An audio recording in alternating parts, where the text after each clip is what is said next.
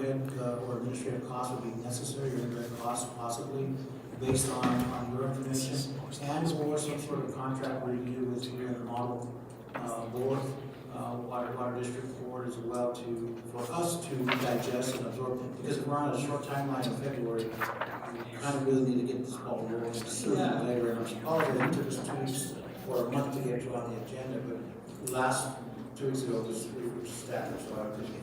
No, no, it's fine. But I think this is something that we can really dive into, the simple fact because they are our residents of this county. Again, legal counsel would have to give us proper guidance and move forward to make sure that not only is the county protected, but the residents we represent as well as the model residents protected. And just so that you're aware, the CDBG has something that they call as a guidebook, and those resolutions are all part of that. So it's standard language from the federal government. It's not language we're making up, just so that you're aware of that. Very good. We have a few minutes. Any questions from our finance director or county administrator? I've got one. Can you forward all the documents you have, like the scope of work, what exactly you folks anticipate doing with the grant monies and monies? Yes. Placing water lines and sort of going down the road into the main line? Yeah. The only thing is that if it's development copies of everything for our audit, for everything, and we'll probably have to amend your budget. I hit record. It won't be for your 2024 budget. It's It'll happen in 2025? Oh, that's even better. Yeah, it will be awarded in July, and we're already starting the environmental process with USDA Rural Development. The CDBG also has an environmental process, and we can't go under contract until we have environmental clearance. So I don't think, I mean, it's possible, but most of our projects. Anything more will probably happen in 2025. Yeah. And I see that when we in this conversation we have for the utilities department, or will that even be necessary? I don't know. I mean, we're still working on that alignment. If the alignment does end up being in the right of way, then we work with them once the design. At this point, the design is not, we haven't initiated that. So we have not began any conversations with CDOT at this point. This may have been answered, but are county administrative costs covered? No, that's what Tara made, yeah. But I really would anticipate those to be really minimal, because we facilitate, like, we get into the Dole portal, we do all of the reporting. So I would hope that you would walk away and go, great, let's have GMS do another project for us. That's great. Okay, I know we're coming close to the end. On behalf of this board, I want to say thank you for bringing that to us. Definitely we'll go ahead and have our conversations, and these should be on the agenda for us to approve whether we proceed forward or not. In the meantime, I really want to, the communication that Mr. Durham County is asking for, would you please forward, and all scope of projects, so on and so forth. Okay, and so all of my communication will be with Yes. with them. Okay, That's great. Okay. Yeah, we don't want to have any implications No. or something down the road, or we're not following procedure. No, that's typical with the community, the counties I work with. I work with the county administrator. So great. Great. Thank you so much. Thank you guys. Thank you for being here. Thank you. Pray for rain or snow. And it would be great if we could have a decision. I mean, not Tara said early February, but we will need to do the public hearing As soon as you and the guys have application. information, we can have our county attorney digest it, and then we'll go from there. Okay, great. Thank you so much for your time and your willingness to hear us. Thank you. Thank you. Thank you. Yes, thank you. Have a good afternoon. See you. See you.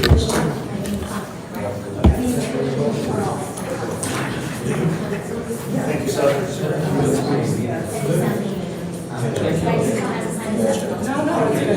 I'm sure you're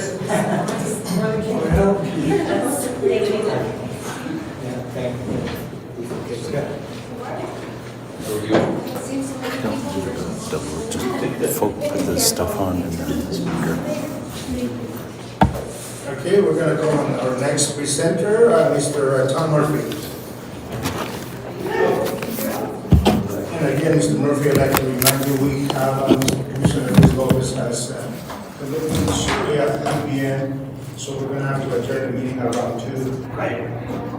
And based on, because we need to have a quorum to have this work session, so. I didn't know. I specifically asked back when we did this in November that I have time to do this. So we have Carl Mestis that came here all the way from Florence. And then we have Morganshire and her family, and she took the day off of work. I didn't know that I would be I time think constrained. life happened today, so we just need to certainly apologize for the inconvenience. It's- And if you have any, communicate with our county administrator, and if there's any information that you might need to discuss, certainly we can. This involves the county, and I don't want to race through this, but now I'm going to have to race through this because Mr. Mestis has things to say, and Ms. Shire has things to say, and you need to hear this because there's some potential liability. I mean, I thought for sure that your attorney would be here too. I've given you handouts, and we're going to go through this. We are live streaming right now. Zach, my stepson, is going to be putting these documents that I've given to you on. People are watching right now. I've been doing things long enough. I guess I shouldn't be surprised that I was going to get a curveball.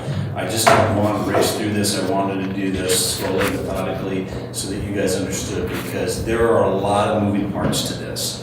And it's not easy, and this is a county issue. And if I had known that it was going to be 30 minutes, I wouldn't have asked these people to come here. Are you guys okay with me proceeding? Okay, I'm going to do the best I can. Look and see what I have here.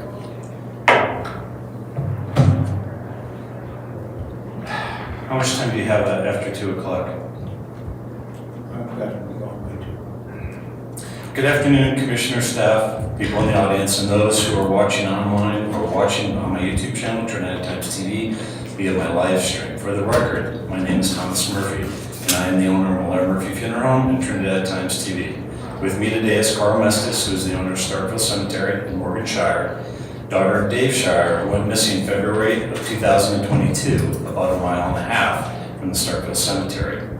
Before I get started with my presentation, I want to do a little housekeeping. I've known both of you commissioners, Felix Lopez and Luis Lopez, for decades. I don't want people that are watching to think that I'm being disrespectful or flippant by calling each of you by your first name, but I am likely to resort to that if we get any more dialogue at the end. Now, we won't have time for that. I also ask that you not interrupt me until I'm finished. I have tried to condense a lot of complex information into as tight a presentation as I could. When I am done, some of my colleagues may wish to speak, and you should allow that. If there were some people here to speak on Mr. Berker's behalf, I would have said you should allow that. When we're all finished, your attorney might even advise you not to say anything, not to ask any questions, and I'll understand that. Because we are opening a huge legal can of worms for Los Angeles County.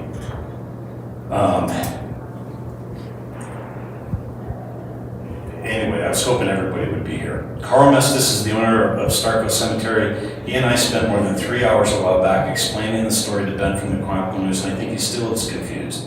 Unless you are in the death care business as I am, you're going to have many more questions to ask when I'm done. But I don't want to spend all day here any more than you do. This is important to our community and to a family whose loved one that went missing and may be buried in that cemetery.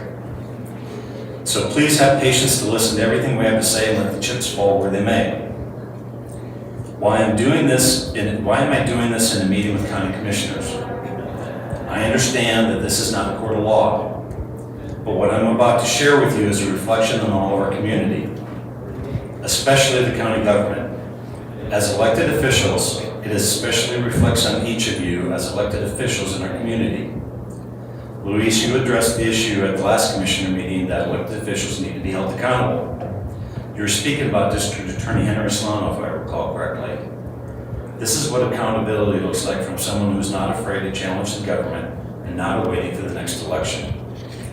Also, because it is my First Amendment right to free speech, also my right to petition the government for redress of grievances, and lastly, as county commissioners, you're going to find that Los Angeles County might be complicit in the potentially illegal activities of an elected official Los Angeles County may be facing litigation by numerous injured parties. Also, each one of you, before you sat in these commissioner seats, swore an oath to the Constitution of the United States and to the Constitution of Colorado to uphold the law. In my opinion, your job is not just to represent the constituents, but to protect each and every one of us and everyone who travels to our community as tourists. Those who are homeless and living in our community, and lastly, those souls whose earthly bodies have been buried in our community. I will add that each one of you profess your Christian faith when you openly pray before each meeting. I too was born in the Christian faith, Catholic to be specific. I probably missed Mass growing up fewer times than I have fingers on my hands. Those values were instilled in me by my parents and my faith. It is the reason I am now putting my reputation and my family's safety at risk by bringing a highly volatile situation to light in this community. In 2017, I made an open records request on the Colorado Corners Association to try and obtain this signed document, and I'll explain why later. Colorado Corners Code of Ethics. As a county coroner or coroner investigator, my fundamental duty is to serve mankind in the process of a thorough, comprehensive search for truth through medical, legal, death investigation. Honesty, integrity, competence, compassion, and fairness will be my guidelines. I will obey all laws and adhere to regulations in my department. Confidentiality will be kept at all times. That's important later. Unless necessary information is to be shared in the performance of duty, personal feelings, prejudices, or friendships will not influence my decisions. I recognize my position as a public trust, and I will be true to these ethics. I will continue to study, train, and to work to advance scientific knowledge in my chosen field. I will readily seek consultation and the use of talents and knowledge of others. I will constantly strive to achieve these objectives and ideals, dedicating myself to justice. So that would have been number 1 as a note, okay? Number 2 and 3, then 4 and 5. You want to know what the Colorado Corners Association told me when I did the open records request on them? They told me pretty much to go to hell. They said we weren't a government organization and they didn't need to comply. I followed up with the same open records request in Los Angeles County coroner, and he told me the same thing. You have it in your documents. It's 4 and 5. It's like Los Angeles County having policies and procedures that you can't use county equipment for side hustles, but you don't bother to enforce it even when you know what's happening.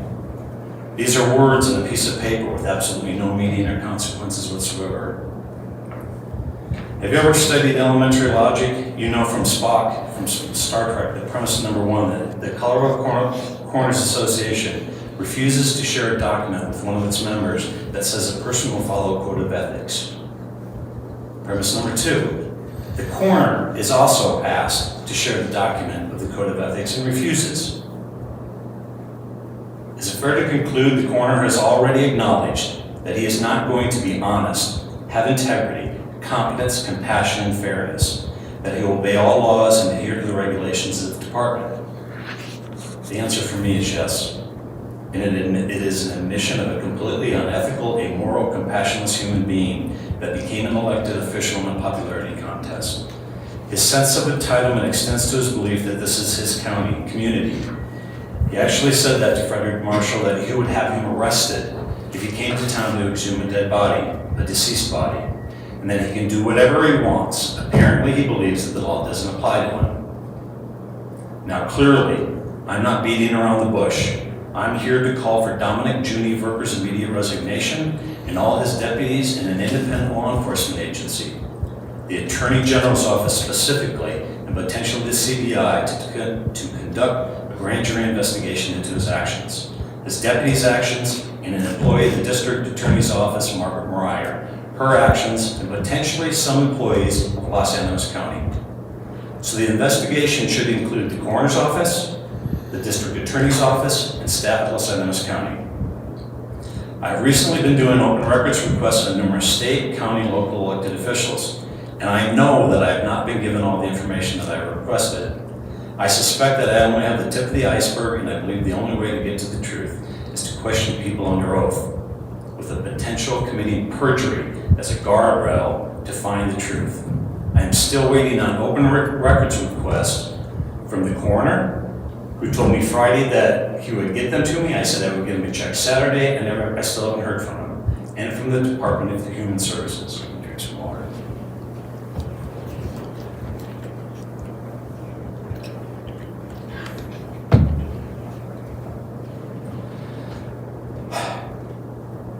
So my goals today will be, 1, to convince you and other members of the community, this is number 6 act, and people outside our community that may have been impacted by the actions of Dominic Verger, to sign a petition calling on the Attorney General and the CBI to begin an investigation. Number 2, to have DNA tests done on any human remains that the coroner has handled in the last 2 years, and especially those buried in the Starkville Cemetery and St. Anthony's Catholic Cemetery. 3, that the potential that any of those previously stated remains to be examined be determined if they are potentially the remains of Dave Shire, who went missing 1.5 years ago, 1.5 miles from the Starkville Cemetery, and that the property today be immediately taped off as a potential crime scene. Before I begin the reason for this meeting, I want to give you a brief history of my life growing up in the funeral service business, or some like to refer as the death care business. My earliest memory at 4 years old in 1965 is seeing my father embalming a body after my mother left me to play outside the embalming room. She took my younger sister Ann somewhere and she told me not to open the door until my father came out. Of course I opened the door. I can still see the deceased elderly man lying on the embalming table with the blood running down through the trough, and my father with a cigarette in his mouth, which I later learned was a way to mask the smell of formaldehyde, both of which may have later contributed to his death from cancer. I wasn't scared at that time. I just asked why he didn't save the blood for someone who might need it. He laughed and said it doesn't work that way. Viewing other deceased bodies, of course, followed as I was growing up because that was my father's career. And what followed with that is this core principle he instilled in me, and that I follow it today. Every one of the deceased bodies that I handle was someone's loved one, and you treat them as if they were your own loved one. By Colorado law, a deceased body is supposed to be either embalmed or refrigerated within 24 hours. I put a morgue, a refrigeration unit, capable of cooling and freezing the human body back in my facility back in the early 90s. In fact, the coroner at that time, Mark Ritz, used to store bodies in my facility until the Justice Center was built. Then they could transfer them up north for an autopsy. No one else had a cooler in Trinidad at that time, and for me it was a matter of following the law, and I think it was almost 10 years that I stored bodies for the coroner. So why have I asked you for this special meeting? I imagine everyone here is familiar with the Return to Nature funeral in Colorado Springs and Penrose, where almost 200 decomposing bodies were recently discovered. Why would anyone handle a single human remains or multiple human remains in such a callous manner? I think I know why. It falls under the lust for money, and that there are no boundaries that people won't stoop to in order to get more money, and it fits the description of me of moral turpitude. I suspect some of you know what the definition of moral turpitude is. Moral turpitude, a phrase that describes wicked, deviant behavior constituting an immoral, unethical, or unjust departure from ordinary social standards, such that it would shock a community. The 200 decomposing bodies in Penrose, in a situation that happened recently in Los Animas County, that I and others uncovered, meets the definition of moral turpitude in my book. On September 6, 2023, I was present in the Starkville Cemetery, where I took pictures and video of a man's remains being exhumed. So that's 18, 19, 20, 21, 22, and it's in your books too. No, it's not, I'm sorry. I forwarded that to Mr. Dornkamp and asked him to share that because it wasn't going to print out at all. I've been notified by the owner, Carl Mestis, who is sitting here with us today, the week before that a funeral director, Frederick Marshall, was coming to Trinidad from Denver to exhume the body of a man that had potentially been identified as a homeless man that died in Trinidad in 2019. As we later found out, he may have been buried and later exhumed more than once for DNA testing. Carl explained to me that the week before that he had discovered in 2022 that the Los Angeles County coroner with County Road and Bridge crews had buried several bodies in the cemetery without his knowledge. When he told me this, I became very interested because that certainly wasn't legal to bury bodies in that cemetery over the years. And when you enter it, I would describe it as a north. Let me start over here. I've buried bodies in that cemetery over the years. And when you enter it, I would describe it as a north side and a south side. The north side is the newer side, as it has far more recent burials on the hill, and the south side is an older section that slopes to the south. The grave was on the south side where the ground is sloped, which I thought was odd because a rain or snowfall would wash away any remnants of the grave.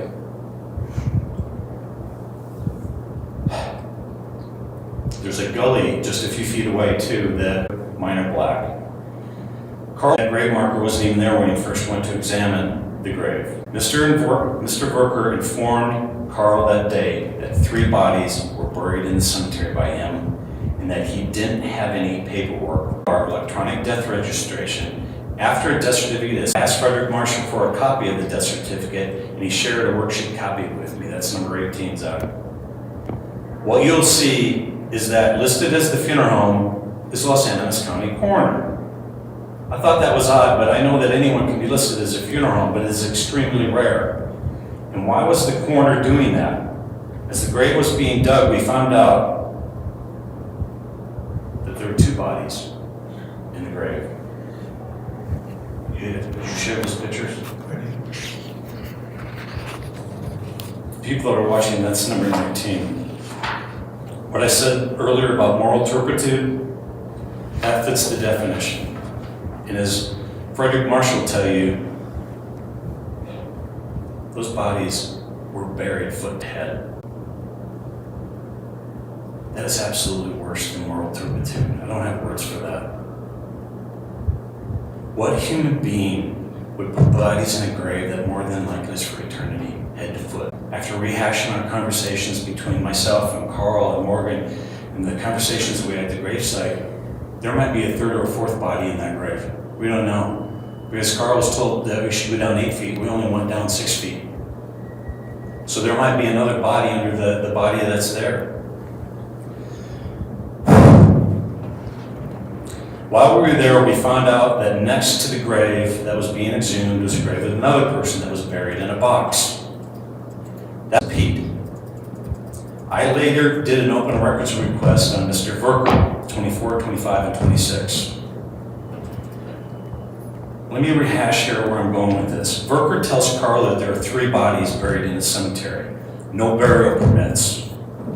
My open records request, Verker lists 4 bodies.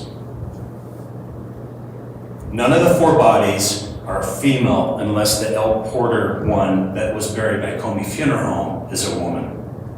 And all 4 bodies listed died in 2019. By 2023, they would have decomposed, if not embalmed. Frederick Marshall had to stand on the 2nd body to exhume the 1st body. Frederick Marshall is probably one of the most experienced funeral directors in exhuming bodies in the country. He has done literally hundreds of exhumations. I've never done one. I later asked him if the 2nd body had been embalmed. He said no, because the embalming chemicals would have stained the body bag. He did say that he thought the body hadn't been in the ground that long. Start thinking Dave Shire. Maybe 4 months to 2 years. I didn't think anything about that until I was telling my wife Paula at the Toyota dealership about the case. And it continued to grow with suspicious circumstances. Our friend Darby Shire was sitting a short distance away and asked, "This is Friday the 13th of October." She said, "Is it possible one of those bodies is my dad?" It hadn't dawned on me at that point. He completely disappeared 1.5 miles from that cemetery. His shop is a stone's throw away. It dawned on me what a perfect place to hide a body. In a rural cemetery that doesn't have regular maintenance. it was at that point everything changed for me. There are people sitting here, and this is what bothers me about 30 minutes. Your loved ones, when you got home tonight, was just gone, and you didn't find them. Imagine the pain. There are people sitting here that know that pain, and they are still trying to find him. The man that was exhumed, his daughter searched for years and dealt with the police here for years and dealt with Verker, who was very hostile towards her. This isn't right. This is a reflection on us. I'm going off script here now. This is my emotion that's speaking. I really feel for the Shire family. I can't even imagine that pain.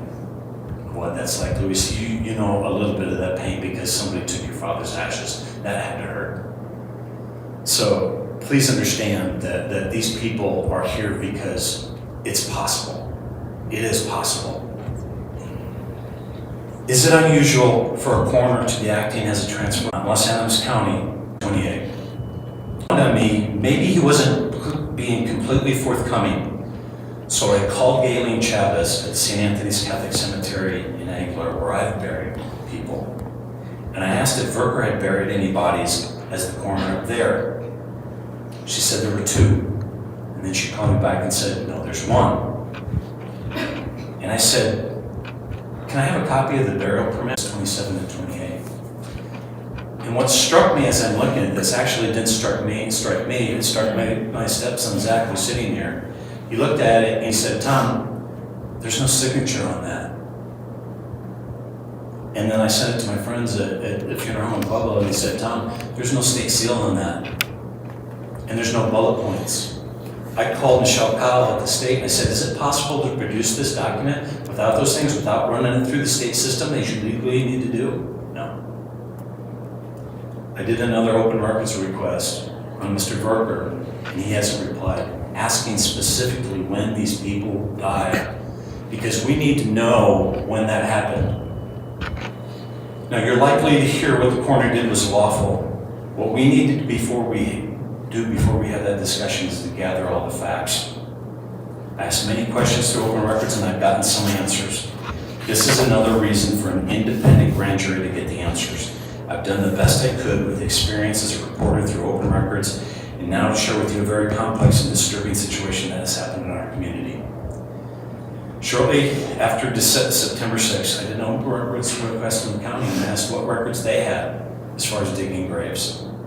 I said there are no records. So as I'm doing more and more records, or research I did, records request again on the county. I got that this last week. Because I don't understand how Dominic Verker is using county equipment and crews if he's not contacting through Mr. Dornkamp, which is, I think, the last letter. What I got back from Mr. Dornkamp, well, first, let me back up. I found out, I knew in 2015 and 16 things were going on, and I came to the county then. I had to let this slide and run in. If I had time, I would be doing. I postponed my appointment. We'll go till 2:30 and I'll. Oh, thank you, because I've raced through. Now I can slow down again. My mind was already, okay, thank you. Now I can relax a little bit. 2015 and 16, and I'm not going to get into that story because I want to let these other people a chance to speak, that there were issues with the coroner. I'd like to get into that, but if Morgan wants to speak and Carl wants to speak, I want to let them do that. I found out again this year that Verker and his deputies were using county equipment. I came to Mr. Dornkamp in early August, sat down with him, came up, showed up unannounced, told him the things that happened in 15 and 16, requested he would have communicated that with you. So what do you insinuate? I'm not insinuating anything. I'm gonna finish. It's in the thing. What number is that there, Zach? We're on 29 and 30. Number 29. Go to page 29. So I asked for communication between Mr. Verker and Mr. Dornkamp and road crews, and in that response, there's a road crew that says we dug a grave 2 weeks ago, and we haven't put it in the system yet. Mr. Dornkamp's response is, don't bother putting it in.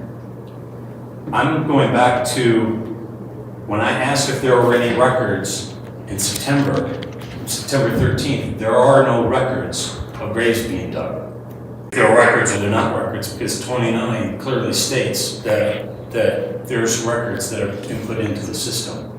We're trying to determine when the bodies were buried. We don't know that from Mr. Verker or from the county staff. I've been using the county for 40 years to included that. The issue Verker is he's operating as a funeral home. He's taking funeral business away, that list that you have in there with all the bodies that he's buried. He's using county equipment, county time, and he's competing against funeral homes, operating as a funeral home. You have a policy that says you're not supposed to be. I'm going to let other people speak, but if you go to 7, 8, and 9, the ambulance did that to the tune of $60,000 over 15 years. I put an end to it in 2006. Today is Tuesday, December 5th, 2023. The time is now 6 p.m. The regular meeting of the City Council of the City of Trinidad will now come to order. Would everybody in the house that has a hat on, please remove your hats, please. Thank you. Please rise for the pledge of allegiance. I pledge allegiance to the flag of the United States of America and to the republic for which it stands, one nation, under God, indivisible, with liberty and justice for all.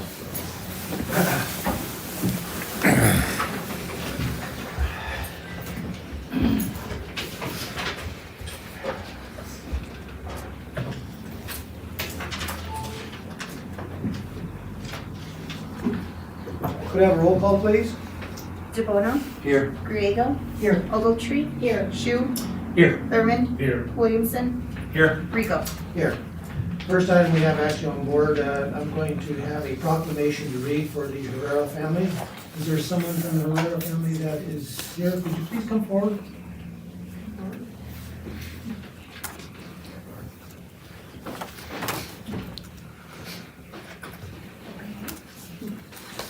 Thank you for being here, by the way. And who are you? I'm Carmen, his Carmen? sister, and this is Bernadette. Carmen Burnett. Thank you for being here. Office of the Mayor Proclamation, Trinidad, Colorado. In loving memory of Bob Herrera, November the 27th, 2023. Whereas Bob Herrera, a beloved member of the Phillips Broadcasting family, passed away on November the 27th, 2023. He was a dedicated employee for an impressive 36 years, leaving an indelible mark on the radio station and the community of Trinidad, Colorado. Bob's journey was not without its challenges, as he valiantly fought cancer for 18 months, showing immense strength and resilience throughout his battle. And whereas born and raised in Trinidad, Bob was not only a proud veteran, but also the heart and the soul of the town. His warm and compassionate nature touched the lives of everyone he encountered. Known for his sweet disposition and genuine kindness, Bob had an extraordinary ability to make friends wherever he went. And whereas Bob's career at Phillips Broadcasting was a testament to his unwavering commitment and passion for the radio industry. Throughout his 36 years of service, he played an integral role in shaping the station's success, leaving an enduring legacy that will be cherished by his colleagues and listeners alike. And whereas beyond his professional achievements, Bob's dedication to his community was unparalleled. He selflessly volunteered his time and resources to various local causes, and now he's striving to make Trinidad a better place for all. His impact extended far beyond the airwaves as he touched the lives of countless individuals through his acts of kindness and generosity. And whereas Bob Herrera will be deeply missed by his family, friends, and the entire community. His memory will live forever, be cherished as a beacon of love, strength, and compassion. Though he may no longer be with us, his spirit will continue to inspire and uplift those who were fortunate enough to have known him. Now therefore I, Philip T. Rico, Mayor of the City of Trinidad, on behalf of the entire City Council, we hereby extend our condolences in loving memory of Bob Herrera upon his passing on November the 27th, 2023, to his family and many friends. in witness whereunto I have set hereunto set my hand and caused the seal of this city to be affixed. Mayor Philip T. Rico, November the 27th, 2023.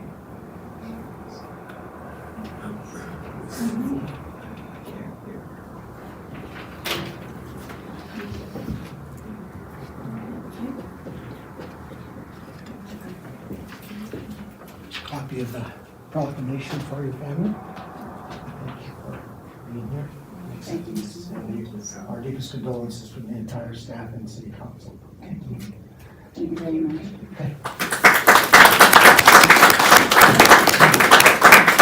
And Audra, they've requested that if we could get an extra copy to put it, we want to keep it at the radio station. Okay, good.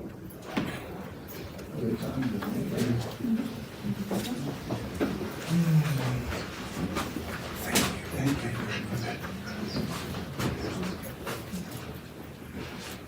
Approval of the agenda, council have any change that they would like to make?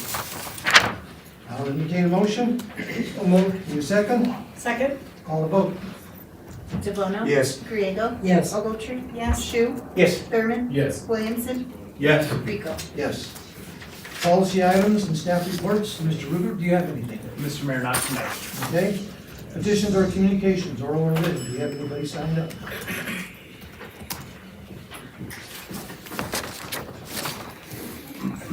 You do not. Don't have any. Okay. Consent agenda, approval of the regular meeting minutes of November the 21st, 2023. Special meeting in the minutes of November the 13th, 2023, and November the 16th, 2023.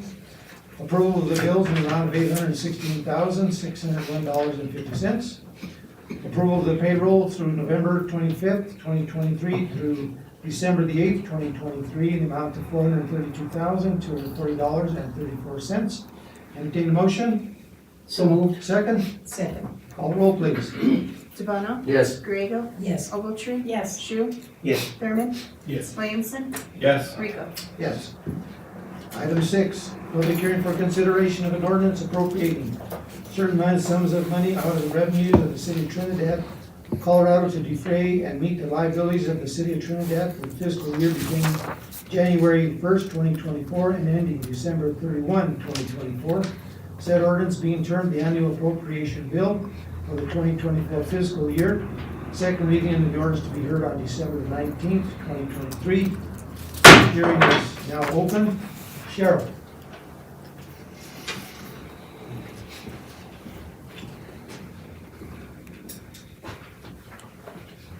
Good evening, Mayor, members of council. Tonight is our public hearing for the 2024 budget. We have postponed the final adoption of the budget until December 19th due to the special legislative session called by the governor. That will affect our property taxes. We just don't know how much. Hopefully that'll buy us a little time so that we can build in, which is an anticipated decrease to property tax revenue for general fund in 2024. There have been a few changes to the budget for the second reading, but we'll address those at the second reading. And are there any questions? I guess what is the, I didn't write it down, but what is the dollar amount that we're looking at this one? It remains the same as the first reading. We're still at $73,791,287. And that does include the raise grant, which I'm pretty sure I put in here at 18 million. So, yeah. Council, do you have any questions for? I have a question, it's an FYI question. So on the capital projects fund, when we were talking about it in one of our initial meetings, we had mentioned there was $500,000 in there for Simpson's Rest. How hard is that to change a line item like that from one specific capital improvement fund to another?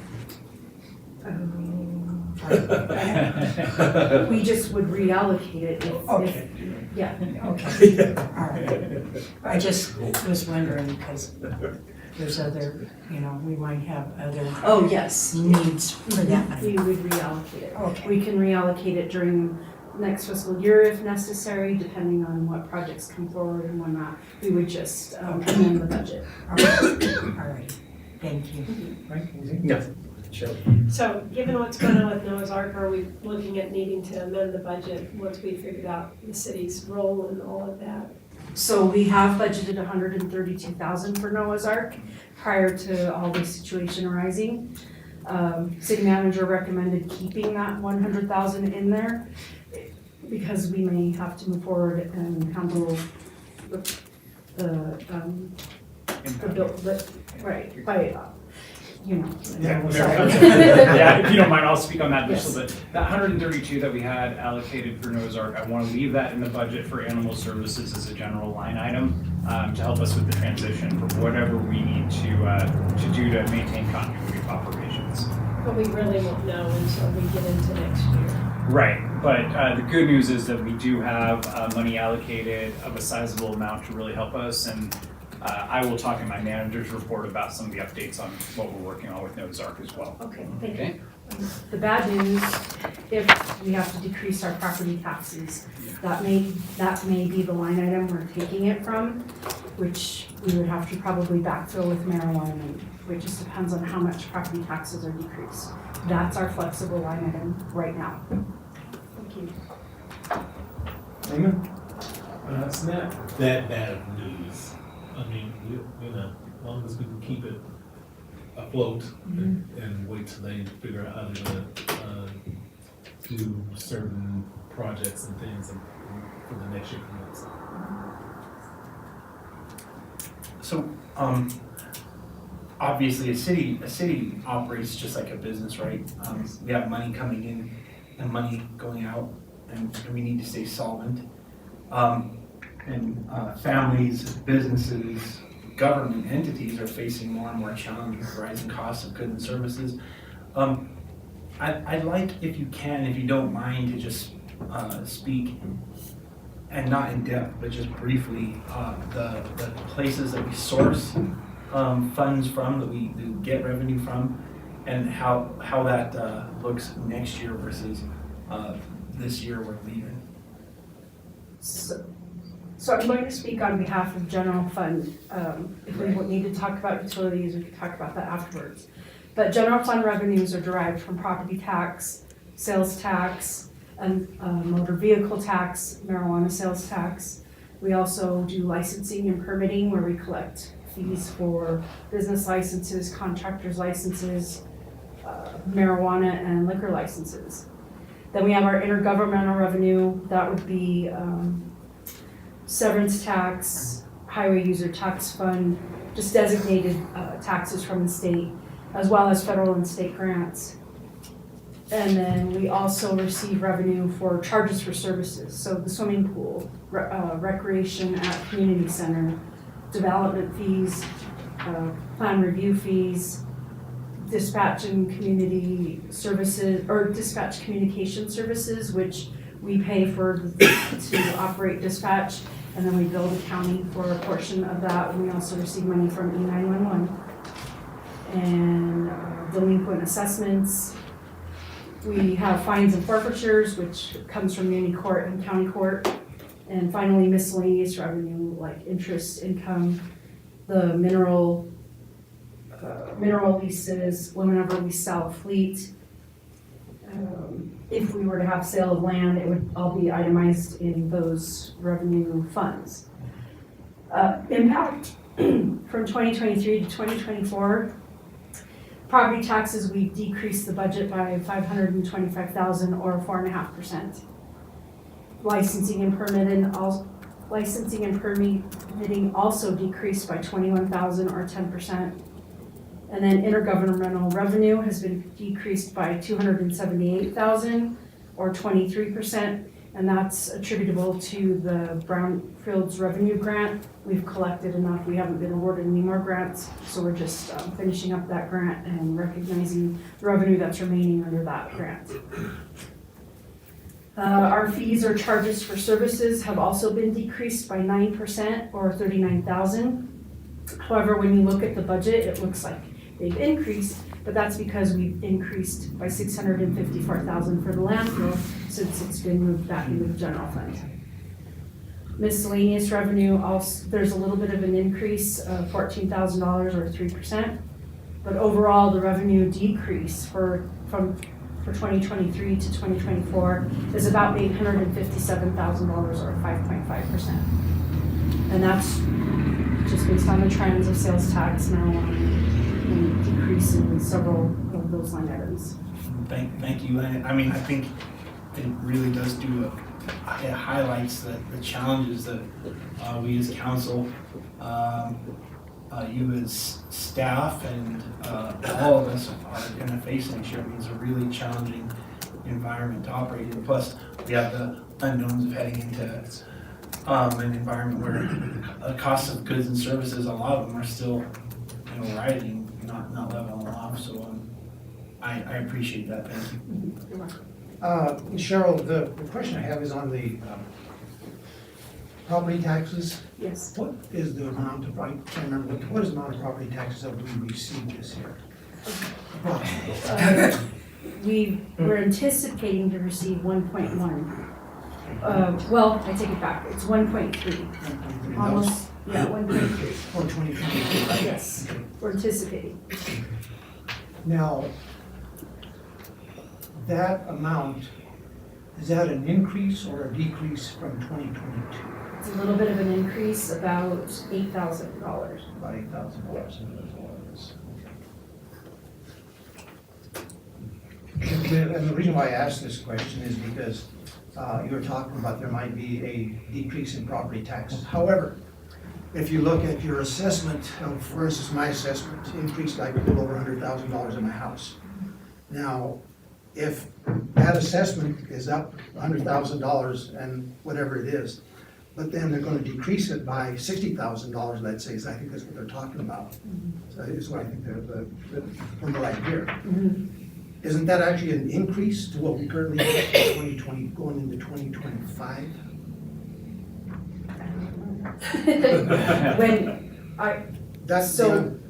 Working with the math here, simple math on that. Working with the assessor, she just emailed and told us to anticipate a decrease. It won't be as significant had HH passed. No, it was called HH, right? Yeah. If HH had passed, we would have had to cut our budget by $290,000. So she's saying that we won't have to decrease it as much. I'm hoping 100,000 or less. Okay. But I can't. For sure until we get through. I wouldn't, there's no way that I can calculate. She has a formula that it's all up to her to let us know. And they don't even know at the state level what they're doing with it yet because they're still talking about it. Yeah, they ask the voters and then do what they want to anyway. So we'll see what that is. Okay. Any other questions? No, sir. No, sir. Okay. Anyone in-house wants, or listening in, wants to speak for or against the ordinance consideration? Hearing none. Hearing is now closed. Thank you. Item 7, unfinished business.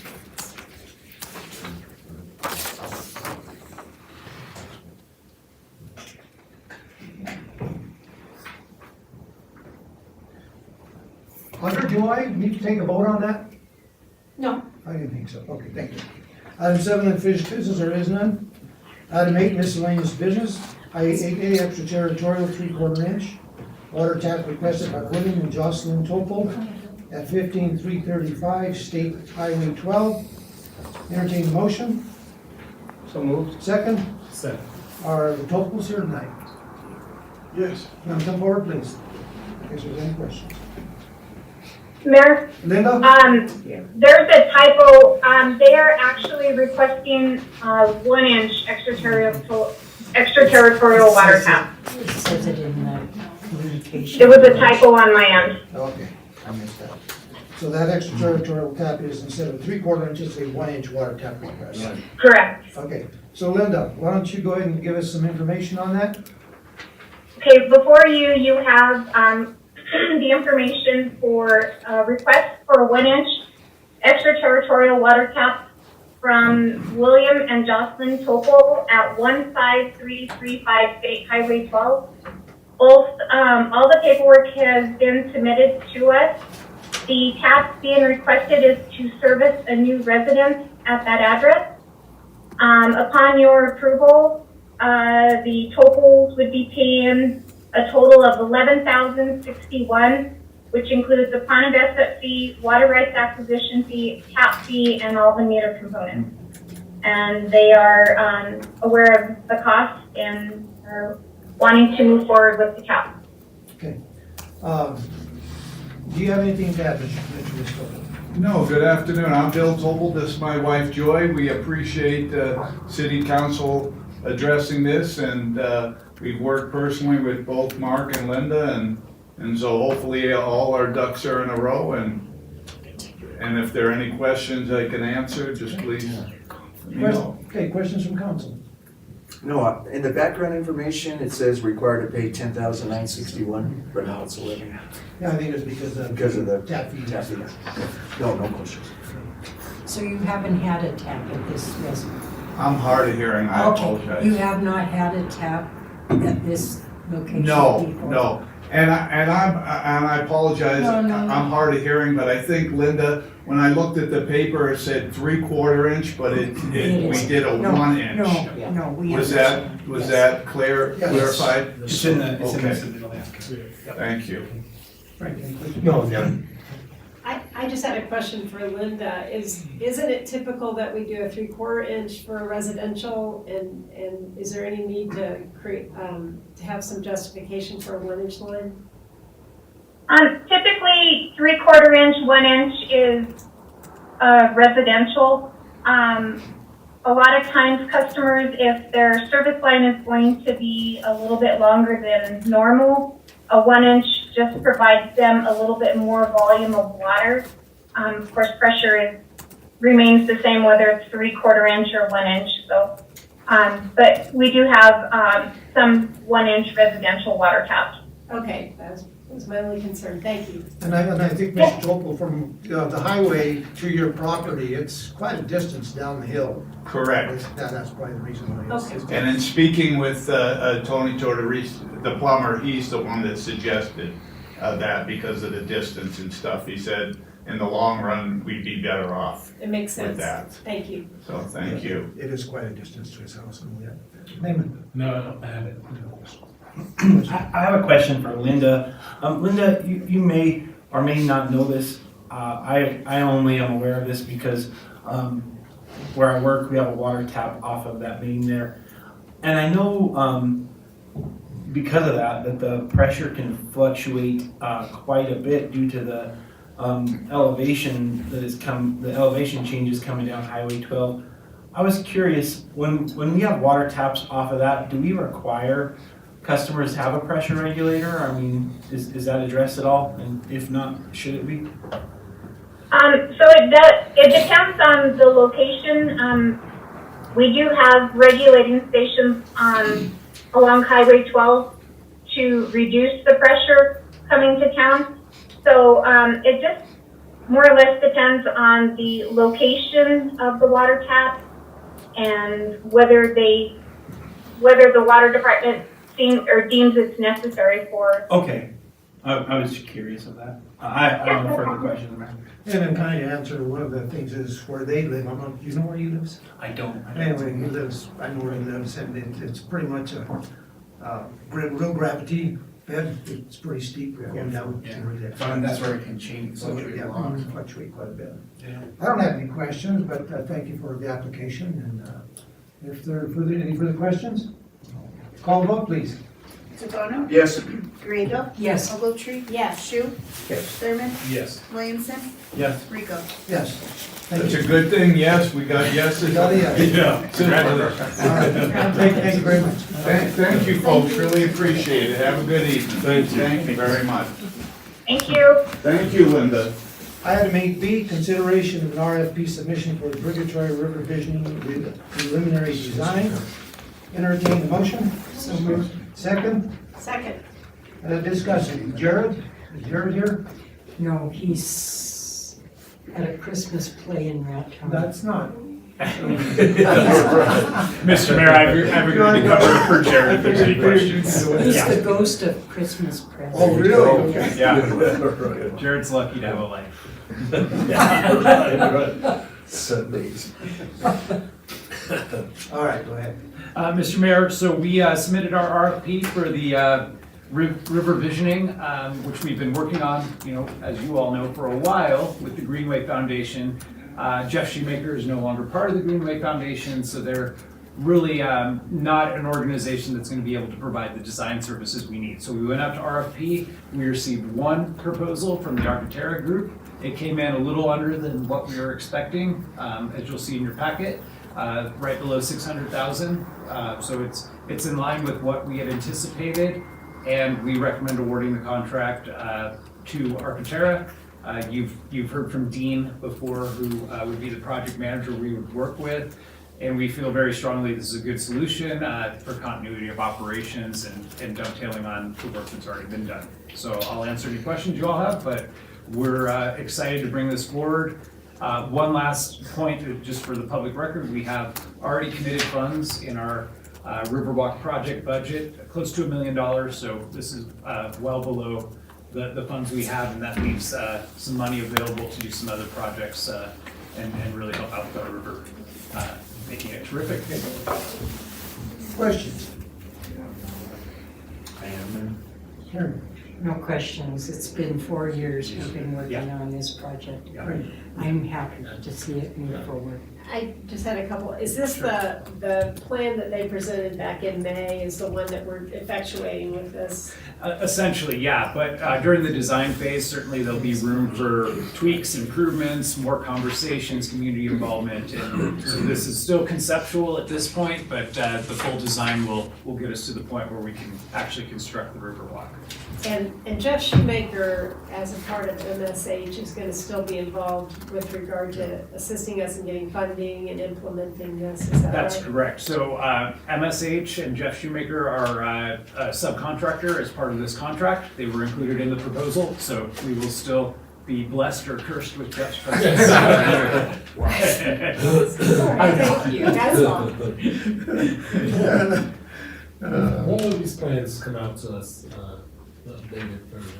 That's a good question. I don't know anticipated how long it'll take for the actual construction documents design to take place. There's a lot of work that's involved in this. This is a significant project, but we will get that timeline to the council as soon as we begin working with them and get the contract executed. I think it did say a timeline for in all the documents that we received, and I think it was later in the fall of 24. That sounds right, Mayor. Yeah. But we'll fine tune that timeline and make sure we're communicative about that. So basically $600,000. Yeah.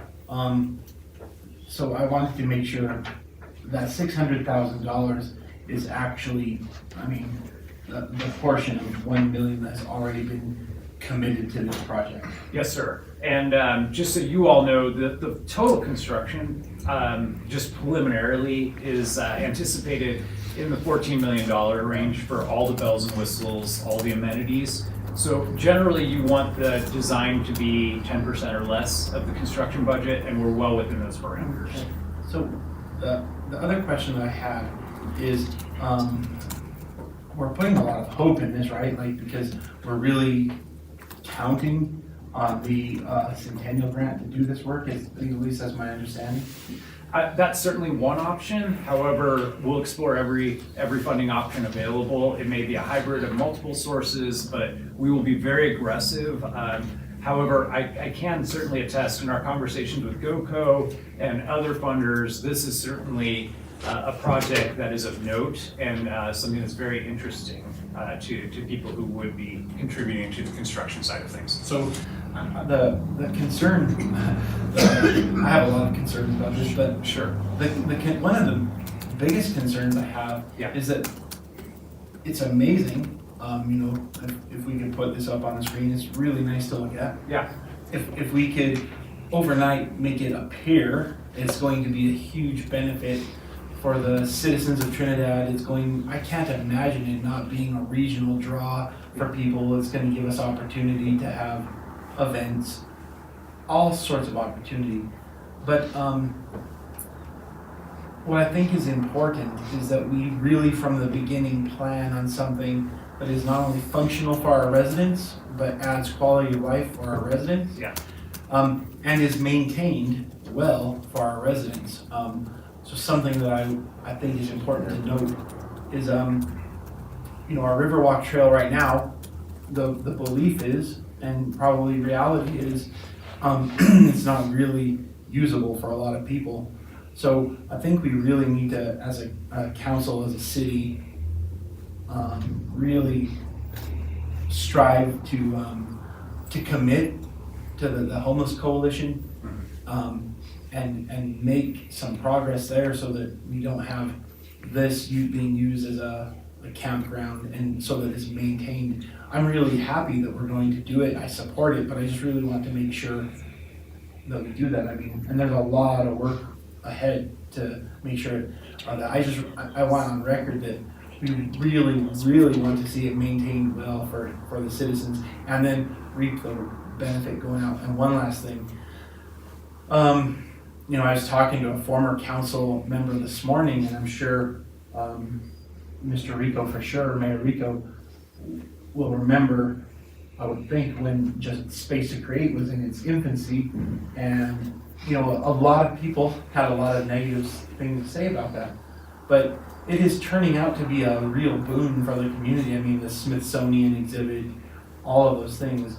So I would just say to the public, to us, let's keep our eye on the prize and move forward. Because, you know, looking to the end goal, that's where we want to see. And Mr. Mayor, if I can make one comment on that, you're spot on. One of my priorities as city manager is let's get out of the habit of building projects that we can't maintain. So I just wanted to give a special thank you to the council for your boldness on amending our lodging tax ordinance last spring. That even though we didn't get our increase passed, there still is a pot of money there that goes directly to quality of life and maintaining recreational facilities. So we do have some new money that we can put into maintaining these types of amenities. So thank you for that. You know, that one thing that I've been talking about for the past 8 years has been quality of life, which is part of it. And I also mentioned way back when, nothing ventured, basically nothing gained. Look what happened with the Space Create project. Look what happened with Fisher's Peak. Those are some risks that we took. They paid off, and I believe that this has the same possibilities going forward. We know it's going to be a multi-year project. It's not going to be a 1 or 2 year project. We do know that, like you mentioned, there's a lot of interest from GoCo. They were here about 1.5 years ago, and Jackie, who is the director now, was very interested in working with us. And she also mentioned not only is the Centennial grant available, but like you said, there are other grants available, and there might be some other things besides just GoCo. So I think this is an opportunity. What it's going to create, and I keep looking at this, I've been saying this for several throughout the last year, is that basically what it does is, when this is all said and done, maybe even 3/4 of the way done, it's going to create a trifecta for recreation in our community, which is the river bottom, Fisher's Peak, and Trinidad Lake. So we will have a big recreational area and different types of opportunities, a river, a mountain, a lake. So you really look at it in that aspect, it really does make sense that we really try to, and I agree with everybody here that's saying that it needs to be maintained and maintained well. But I really believe that this is something that we really need to work on over the next several years. And Mayor, just for the benefit of the public, we do have large renderings of the conceptual design available over at Space to Create. So right as you walk into the main garage door to your right on the glass area, if you want to take a look at what's proposed, you can see it right there. Yeah, and like you said, there's going to be some tweaks as this plan proceeds. But I'm excited to see it. I won't be part on the dais at that time, but I'm excited to see what happens down the Never road. say never. Any other questions? I have a question. Go ahead. Frank, go ahead. I was just gonna ask, we have represented the Purgatory River deal. Yeah. Do you have any comments on this? Come on. Did you want me to come on? Yes, yes, if you would.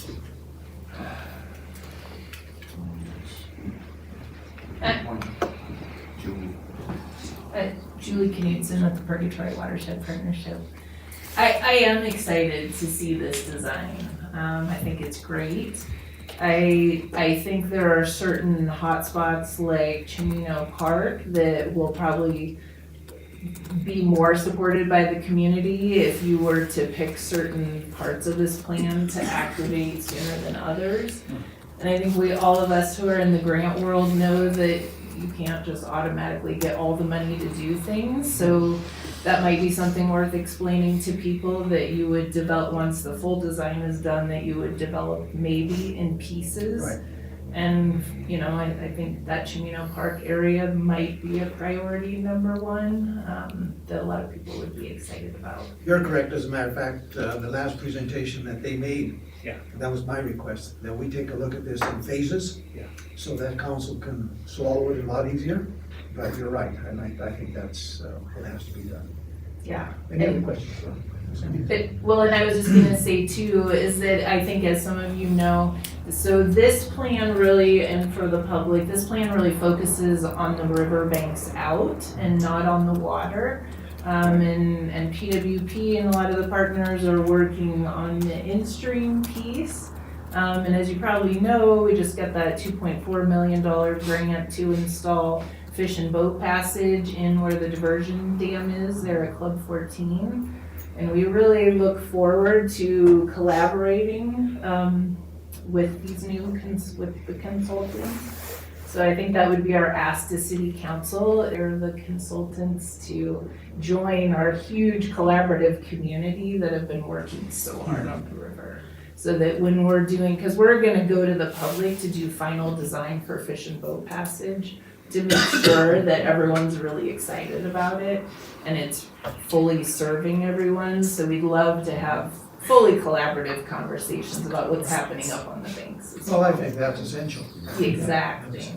Yeah, so I agree. I fully support this. The one thing I would ask is that, the number of in-person meetings in their proposal was very limited. And I think for the amount of money, I think they should be able to be here a little more. I think that's fair, Mayor. I do think I'm hearing that from the community for all of these efforts, is they feel like sometimes these things happen in a vacuum and people would like to be able to weigh in. Be here.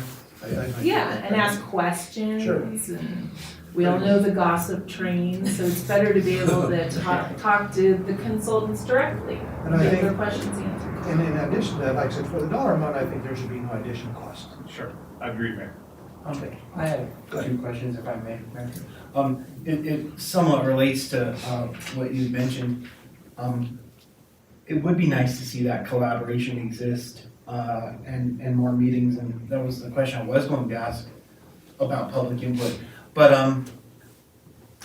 is the contract already complete, or and if not, how do we put in the teeth, so to speak, to cause that collaboration that Julie was speaking of? I mean, is that something that you can still do?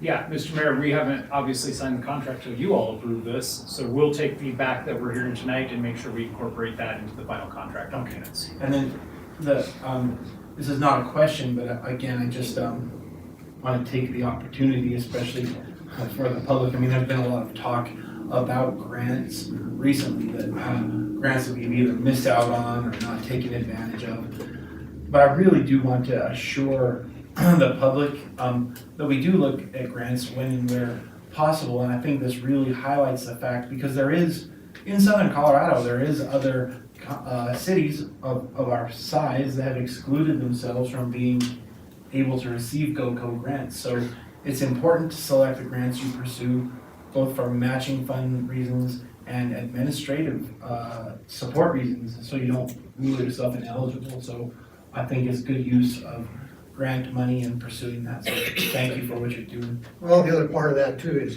we have talked about one of the economic benefits for the future that we're going to have is through recreation. Yeah.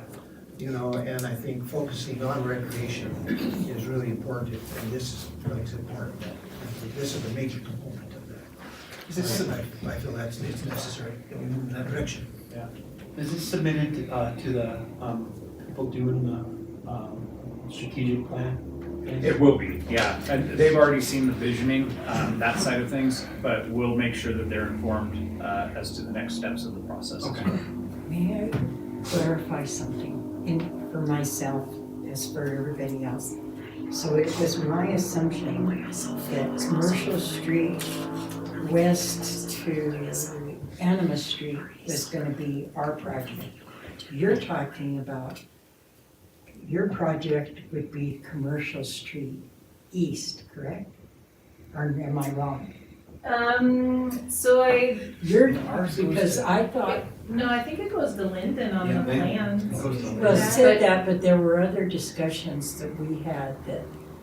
Mr. Mayor and Councilmember, I can probably help with that. So we're prioritizing the design of commercial to I-25. However, the entire project encompasses all the way to Linden and maybe even beyond that.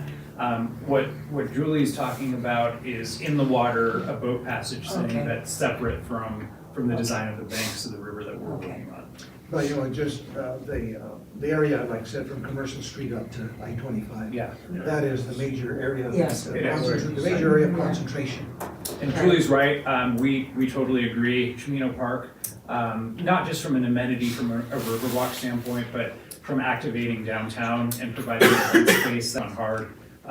We're already in conversations with the Catholic Church about maybe acquiring I guess it's a football field, soccer field. Do we have to go to church more? Yeah, pray more. But so there's a lot of work, notwithstanding this contract that's going on behind the scenes. Julie's been very gracious. We established a collaborative group to talk about river efforts in general, just so that we're all keeping in touch. Those have been a little hit and miss lately, but especially as we get into this design, those are something I want to keep going so that we always have the opportunity on at least a monthly basis to come together and talk about joint efforts. Yeah, like I said, that collaboration I think is going to be critical. Yeah. Yes, and anyone who knows me knows I'm always beating the collaboration drum because we do get so much more done when we work together. Right. And people have cool ideas, and I can't thank the city enough for, the city has been writing support letters for our grant applications and putting cash match in. We've been working with the hotel group, with U.S. Fish and Wildlife Service, CPW, Army Corps, all of these partners and community members to really design this larger project.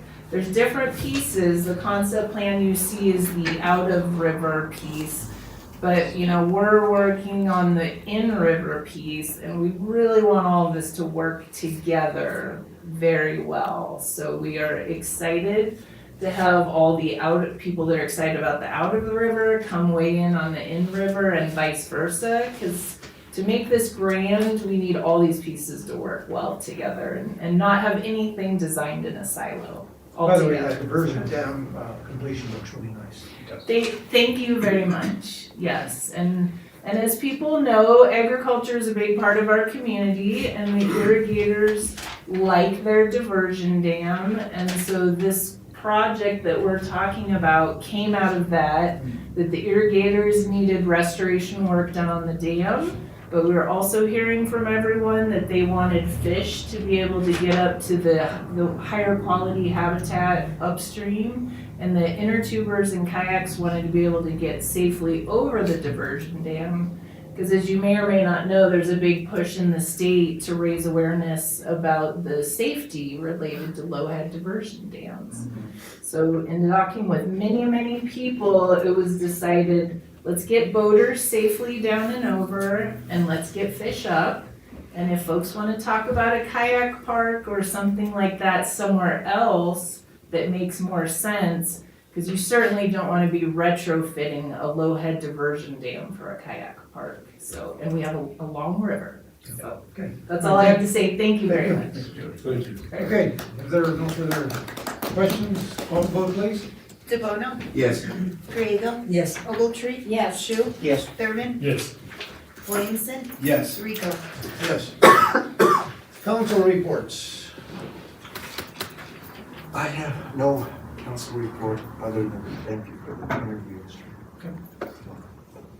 I hope council will indulge me for just a second, or two or three. I was part of the Noah's Ark board. I resigned because of my position that I will have with the city at the first of the year, but on social media, there's been a lot of ire against Noah's Ark about that $150,000 that we took, and there's a timeline, and it's not, you talk about ironic, we were here on a Monday asking for money, and it was not only till the end of the year, it was probably, it was going to help us through the biggest part of the first quarter, okay? The next day, PACFA came in, did a report, and there were violations. Noah's Ark, instead of fighting it, knowing that we're requiring a lot more money than we used to, decided to relinquish our contract with the city. With that, with us not keeping that contract, we relinquished whatever we had as far as our investment in Noah's Ark, which at the time when we first built the shelter was $330,000. So, and I just want, there's the keyboard warriors that are hot and heavy about that $150,000. What we're going to do is we are going to, I say we, but I'm not part of the organization. But I feel that I have an obligation for the people that have worked in that organization, some of us for 20-some years, to let you know that we are good stewards of public money, that any money that we don't use by December 31st will be given back to the city. We're not keeping that money. For instance, we had to buy a washer and dryer about 3 weeks ago that was $5,000. So it's just necessities like that.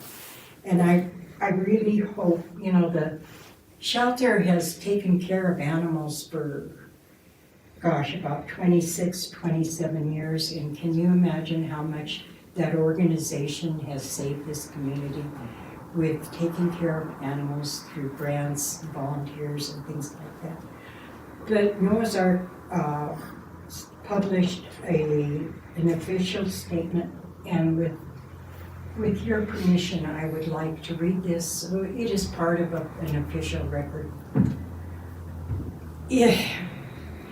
With the heavy heart, it is with a heavy heart that Noah's Ark Animal Welfare Association announces the organization will no longer manage shelter operations in Trinidad effective December 31st, 2023. This decision was based upon a perfect storm of steeply rising costs, food, veterinary care, fuel, wages, declining donations, and a crushing load of regulations.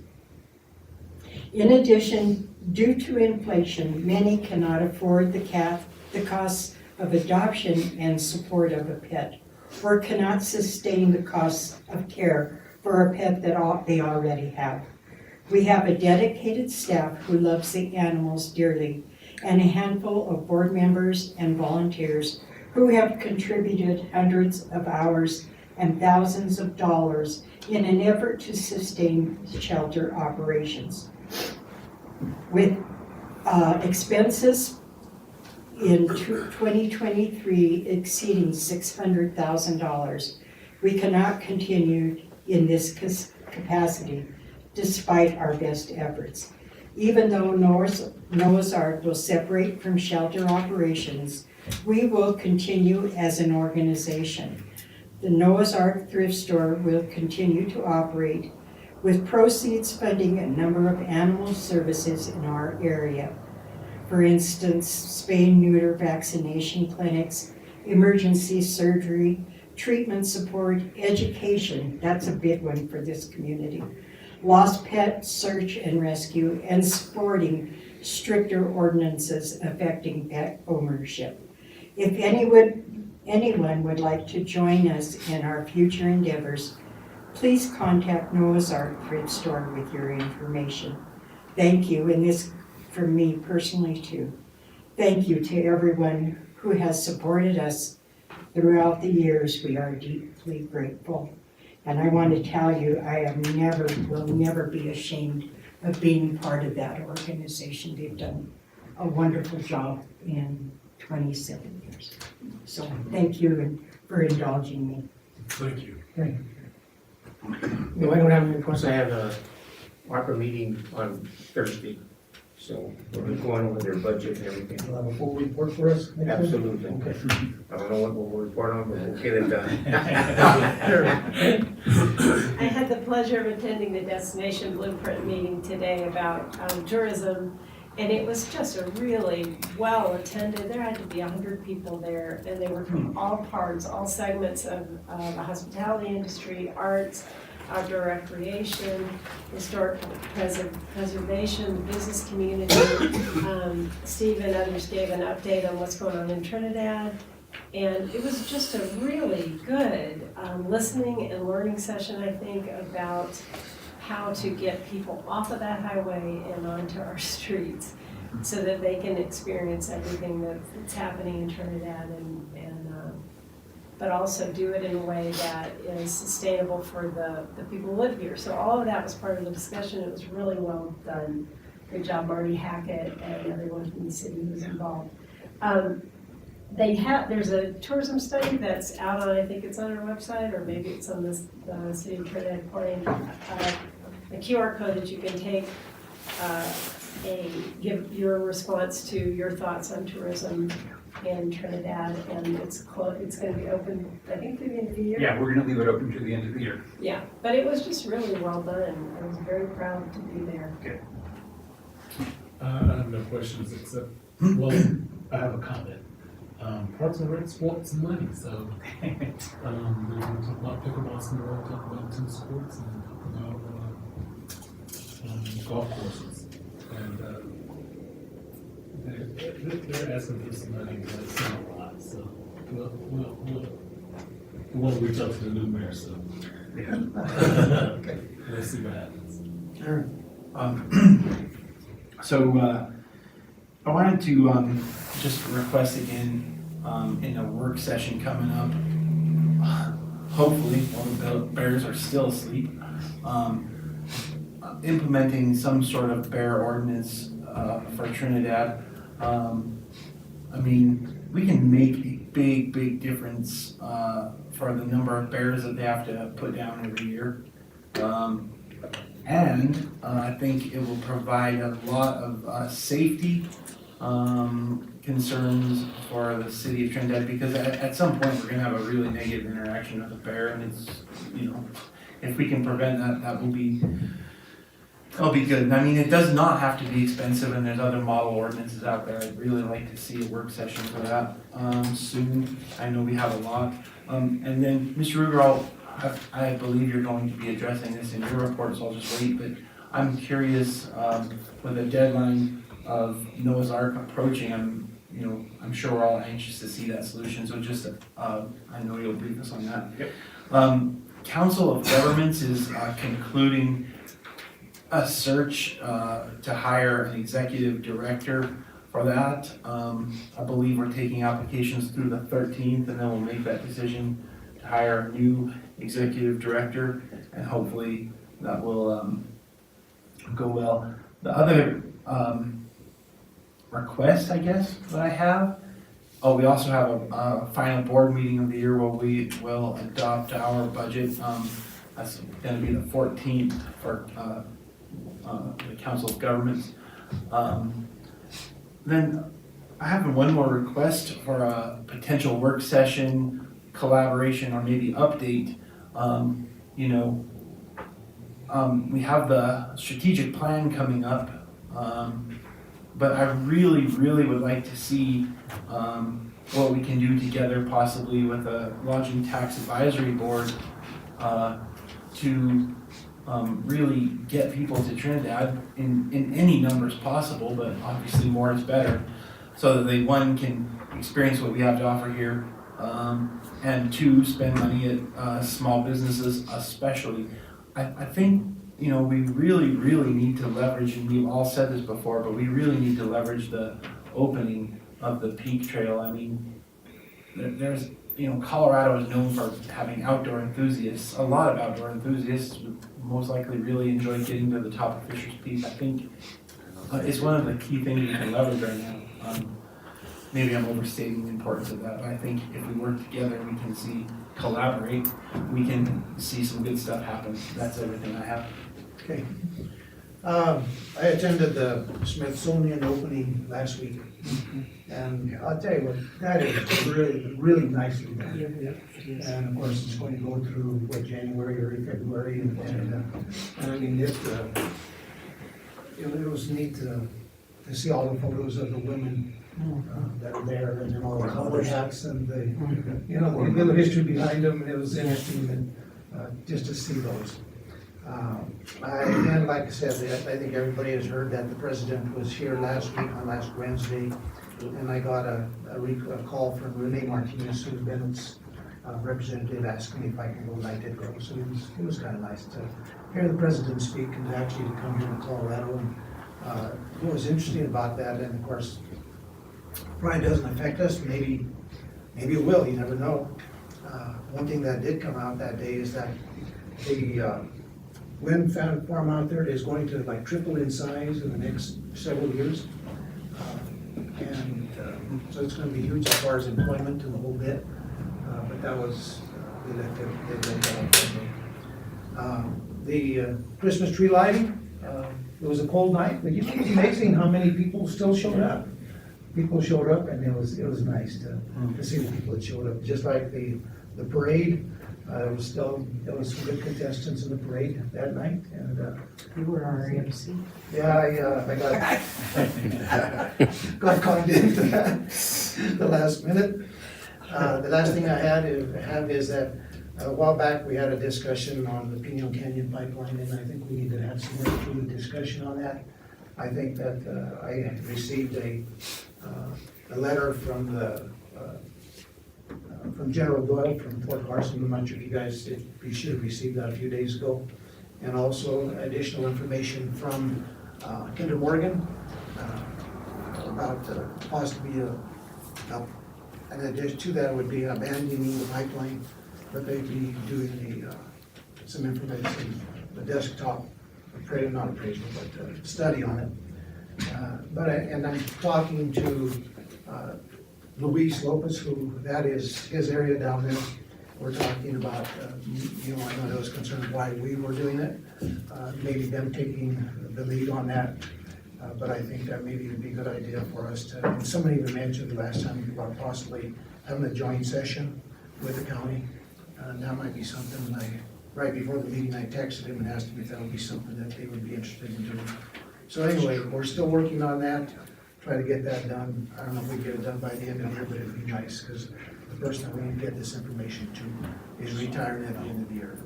So we'll see what we can do. So that is all that I have. Mr. Ruger, what do you have? Okay, I have a few things until Les hits me and says, Yeah, right. I'll go through these fairly quickly, but some important things. First and foremost, these are in no particular order, so don't construe this as an order of precedent or anything. I wanted to mention the Lodging Tax Advisory Board met last week to review proposals we received for a marketing and advertising firm to come help our city, and they've selected one. I don't want to mention who it is until we officially make that announcement, but I'm proud to announce that we're going to have a firm that has a strong connection with the tourism office, knows all about Destination Blueprint, and is really going to be an advocate for us. And I think we're going to get some great results with a cohesive campaign for Trinidad. Noah's Ark. I did want to mention a few things about our efforts on our side. So first and foremost is the animals that are currently there. So I want to give a special thanks to Anissa Roth. She's been working tirelessly to get pictures of all the animals, get them posted online. We've already had many adoptions. We're looking at anything we can do to make it low cost or no cost for people to get animals. As far as animals who are currently being fostered, we're asking those families if they can hold out for a little while longer than maybe they were expecting and hang on to those animals. But we have a legal obligation on impoundment, so we're working through that process to ensure we have the resources at the current facility to meet that obligation. But it's also important to me that we also have some semblance of an emergency shelter option. I think about some little old lady or a big old lady, whatever size she is, who passes away and leaves an animal. We don't want to just abandon that animal. We've got to take care of our furry friends. So we'll do everything we can to be compassionate for our animals and work through this issue. We were successful in talking to the state, as Councilmember Griego mentioned, to have the Noah's Ark license extended through December 31st. That gives us a little bit of time for planning. And I do want to mention PACFA has been very great to work with. They're offering us a lot of advice and resources and holding our hand through the process. So that's terrific, being void of a lot of local expertise. We're assembling as we speak a task force to really get our community involved. Anybody who's interested is welcome to come join the conversation and help us find solutions. I've seen a lot of the stuff that's going around online. The only comment I would make there is we really can't do much about the past at this point, but I'd like for our community to positively move forward to long-term solutions and all join together and support not only our human friends, but our animal friends as well. So the last thing on Noah's Ark, we'll codify a lot of our efforts into a public announcement this week and get that out so the public's aware of what we're doing. I think it's really important. I would have liked to get that out sooner, but there's a lot of moving parts to this and we want to make sure we're getting accurate information out, but we will commit to doing that this week.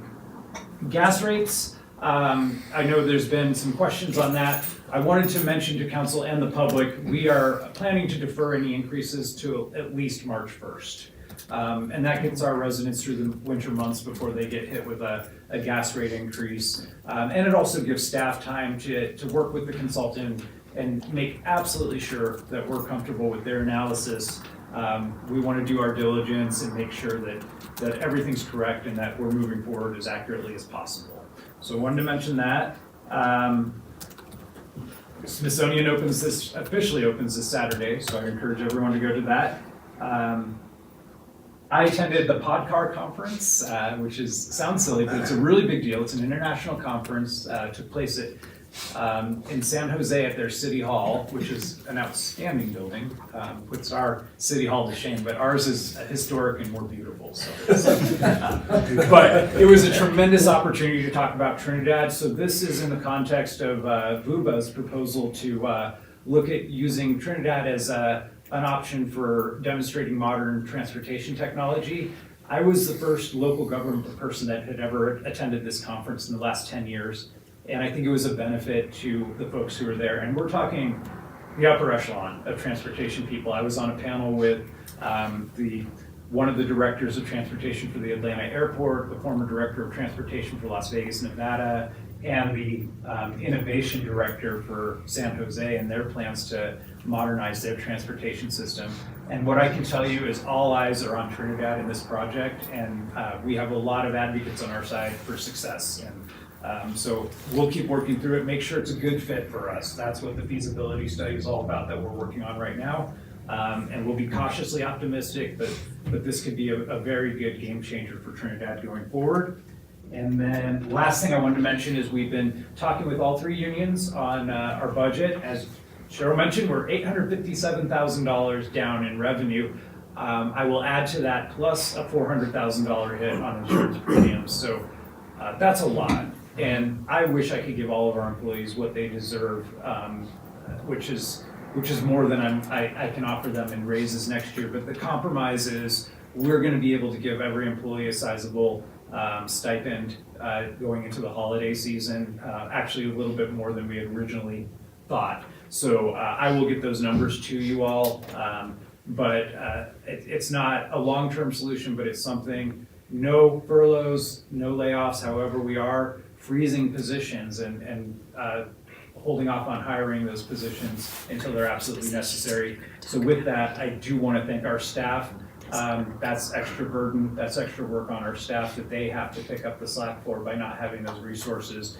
And I can't appreciate the hard work that our staff puts in more. I'm just so thrilled with the staff we have at the city and how hard they work. So that's all I have, and thank you.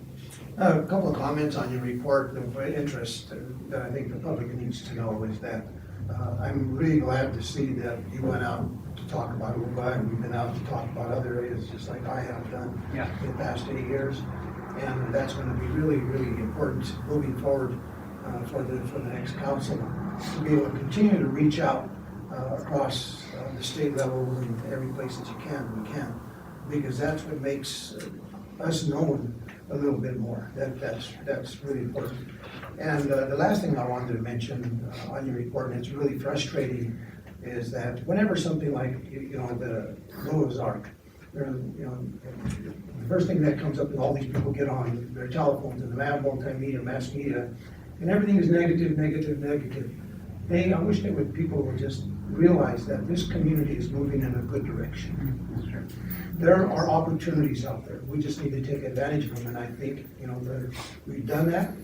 And I think that the future council will continue to do that. And I think that's really, really important. I just wish people would understand that there are limitations, and there are limitations to what we can do. But I think that between the city council and staff and the volunteers, we're all doing the best job that we possibly can for the citizens of the state. Thank you, Mayor and council members. I just want to let you know that we are going to be advertising for applications for the council vacancy that will be, I thought Steve was going to. Sorry. No. I've got it right here. Me something, yeah. There you go, Les. Yes, goody, I got something. Kidding. But we'll be advertising for applications for that, and we're asking that the deadline, that it's going to be Friday, December 22nd, that applications are in by then. So that is all I have. What's this executive session item? Kidding. Yeah, right. No, that's all I have. On Questions? that particular item that you're talking about, are you going to school the council as to what they need to do, of course, with this selection of the filling the spot for the next? I can speak to that. Mr. Mayor, yes, we're going to solicit the applications this year, but the appointment obviously can't be made till after the new council is seated. So yes, we will guide the council through the process and make sure we're transparent about everything and moving forward. Yeah, what they can and can't do, what they absolutely. School council. I know, so that negative connotations, yeah. School you are. Yeah, that's right. I'm taking you inform, I guess. Yeah, right, yeah. Okay, on to item 11, executive session for discussion of a personnel matter under CRS section 24-6-402, 2F, and not any person to fill an office of this body or of an elected official, or personnel policies that do not require the discussion of matters personal to particular employees, city attorney performance review. Motion to go into executive session. So moved. Second. Call the roll, please. DeBono? Yes. Griego? Yes. Ogletree? Yes. Shu? Yes.